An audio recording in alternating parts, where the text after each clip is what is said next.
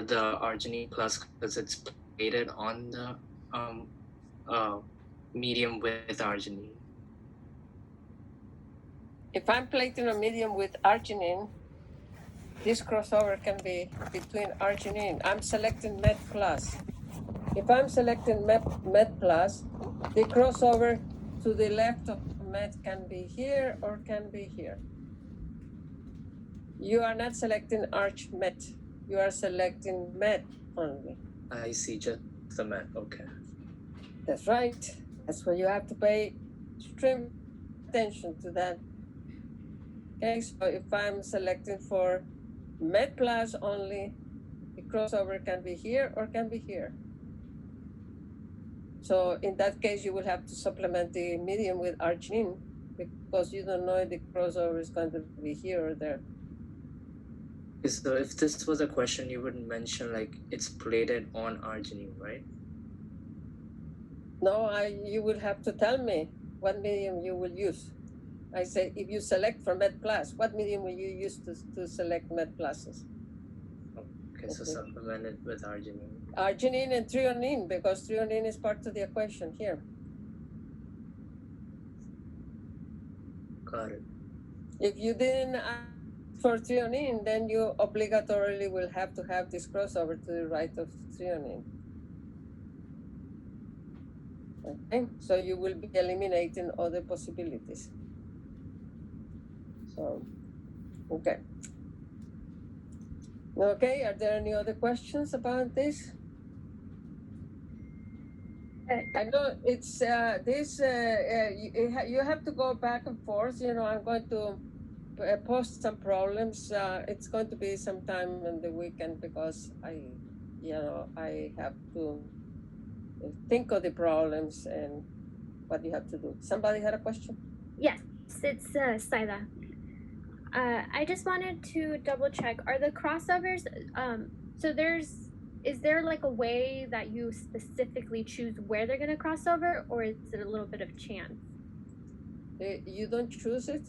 The organism does it. Okay. So crossovers occur all over, and the one that gives you that genotype that you, for example, if I am selecting for Arch plus, Met plus, Trio plus, it doesn't mean that these other crossovers are not occurring. But when you plate the cells that have become Arch plus but are Met minus, Trio minus, will they grow on medium that is minimal medium with glucose streptomycin? Will this grow? If you're selecting for, I'm sorry, can you repeat that one more time? If I'm selecting for Arch plus, Met plus, Trio plus, you ask me where do the crossovers occur? Crossovers occur in all of these intervals, okay? Okay. So, of these possible crossovers that you have, which are the ones that when you plate those cells, so the cells will exchange information, they will grow, and then you plate them, minimum, medium glucose. Of these different ones, which are the ones that are going to grow on minimal, medium glucose? That's another way of asking the question. Would be the top one, correct? That's the only one. Okay. It doesn't mean that these crossovers did not take place. It is that they will result in a strain that requires threonine, and you don't have threonine in the medium. You won't see it. I see. Okay. Okay? Yes. Okay, so the exchange occurs independently because when you are doing the mating and the recombination, that is occurring independently of the medium. It is when you plate that the choice of which one of these is the one that gives you what you want is going to become obvious, you know. But if I were asking only for Arch plus, so obviously I'm plating a medium with methionine and threonine, of course, and streptomycin. All of these have a streptomycin. So in that case, all the crossovers that occur to the left and then to the right of arch, no matter where, will give you that, right? The arch plus recombinants. Is Right. that clear? Yes, thank you. Okay. So yeah, that it is, I know it's not so trivial and you get used to by thinking about this with problems. Any other questions? Okay, so now let's go to another use of the HFRs, and it is how do you map a mutation using HFR crosses? So the chromosome E. coli is divided into 100 minutes. It's 5,000 kb approximately. So 0 is here at the top. It goes to the right, 25 minutes, 50, 75, 100. Okay, and you know, of course, with these divisions. And this comes from experiments using HFR crosses and all that. I'm going to explain now, but this is important to know. Okay, because markers are positioned, you say, okay, marker at 23 minutes, at 10 minutes, at 8 minutes, etc. Okay, so we looked at integration of F into the chromosome, and we know that the F can integrate at different places because there are insertion elements throughout the genome, throughout the chromosome. That's what I mean. So you have an F that integrated here, for example, and we call this strain HFR1. Another one integrated here, we call it HFR2. The names that we give are arbitrary as long as they have not been named by somebody else. Then here you have another one integrated in this interval, HFR3, and then this one here, HFR4. Now notice that some of them are with ority pointing in this way, others are pointing the opposite way. Okay? So this pointing this way is said to transfer markers counterclockwise. So opposite the way the needles in the clock move. Okay, so that's counterclockwise. Clockwise would be, let me get this out of here. This one will be clockwise. We'll transfer markers clockwise. Okay, so this is, you know, there are many such HFR strains that exist in E. coli to map if they are inserted throughout. Okay, so Professor? yes, This is Johan. Can you repeat about the clockwise and anti-clockwise? I didn't it's clockwise when it gets cut and transfer markers. It transfers with the way the needles in the clock move. Of course, everybody uses a digital watch or whatever, you know, so you never learn this anymore. But if you have the 12 position here, clock, the needles move this way. That's what it means. This is counterclockwise, it's against the movement of the needles in the clock. Okay. What's the significance? Like, why is that different? Well, that is very significant. Oh, yes, but we'll come to that later, you know, because I need to get into the crosses before we talk about the significance of that. So I'm going to go through the, and I'm not avoiding the question, it's that it comes up later. I don't want to confuse people by that. Oh yeah, no worries. First doing an example. Okay, so how we map a mutation. So let's say we have a mutation unable to utilize acetate. This is ACE minus. And the question is, where does the mutation map?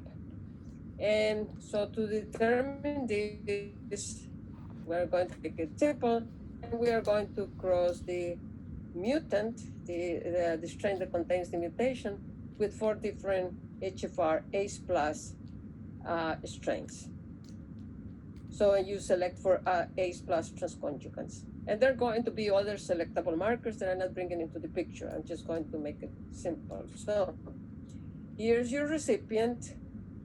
Here are some markers. And then here, these are the HFR strains. All of them are ACE plus. Let me get this here. So these are all A's plus, and this is A's minus. So you're going to make this strain with this, this with this, this with this, this with this. Okay, so, but that is kind of cumbersome. So let me first show you that normally what we do, instead of representing each one in a separate chromosome, we say that we are going to cross this recipient with 4 HFR strains. It doesn't mean that all of these have this is 4 Fs in one strain. No, only one F can integrate in one strain. It's simply to facilitate the analysis that we say we make with HFR1, HFR3, 2, and 4. And that is important for the analysis, facilitates the analysis. But now let me go back.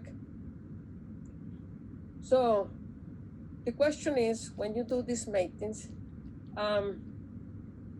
do we observe, let's say that we cross this recipient with this strain here that will transfer a small fragment of the chromosome, depending on the time that we allow the cells to mate. And remember, this is going to be very short. So if we cross this, the question is, are there going to be A's plus recombinants? Remember, if the mutation is, if the A's plus gene is here, when you recombine, and if the mutation is here, you're going to get recombinants. But if the mutation is elsewhere, this is not going to be transferring the whole chromosome. And the same question we ask when we cross with HFR2. Are we getting A's plus recombinants or not in these crosses? And the same with 3, and the same with 4. Okay? So we do these crosses and we obtain the following data. So when you cross with HFR1, we obtain 1,000 A's plus recombinants. When you do with HFR2, you obtain 5. When you do it with HFR3, you obtain 1,000, and HFR4, you obtain 80. Okay, so here it is. So if you cross with HFR1, you obtain 1,000 A's colonies, indicating that when you use this brings some piece of DNA here that brings the wild type gene capable of recombining and replacing the mutant allele present here. If you do it with HFR2, you see that the number of colonies is very, very small. You will have to bring a very long piece of DNA. So that means that the mutation is not in this region. When you do it with HFR3, you observe that you get 1,000 H plus colonies. And HFR4 gives you 80. Okay, so this analysis, the highest number of recombinants are brought with HFR. Here is the largest number of recombinants that make a difference.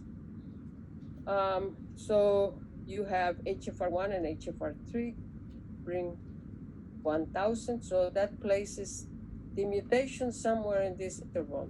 And why is that? Well, notice that HFR1 transfers the markers in a counterclockwise direction, HFR3 in a clockwise direction.